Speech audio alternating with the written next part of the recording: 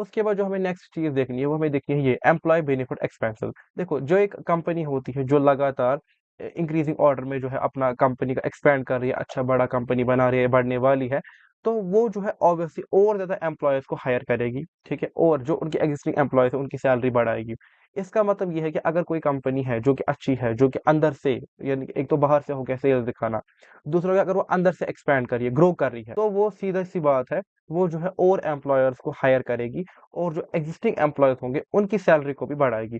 इसका मतलब ये है कि अच्छी प्रॉफिट एंड लॉस स्टेटमेंट के अंदर जो एम्प्लॉय बेनिफिट एक्सपेंस होगा, कहीं पे एम्प्लॉय एक्सपेंस होगा, कहीं पे एम्प्लॉय कॉस्ट होगा, डिफरेंट नेम से, लेकिन मतलब सेम है।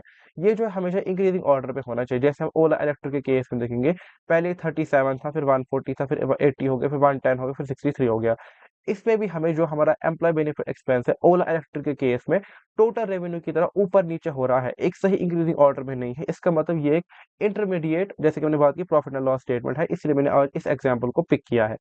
जो एक अच्छा प्रॉफिट एंड लॉस स्टेटमेंट होता है, उसके अंदर जो हमारा एम्प्लॉय बेनिफिट एक्सपेंस होता है, वो हमेशा इंक्रीजिंग ऑर्डर में होता है। मतलब पहले 1 होगा, फिर 2 होगा, फिर 3 होगा, फिर 4 होगा, ऊपर नीचे नहीं होगा।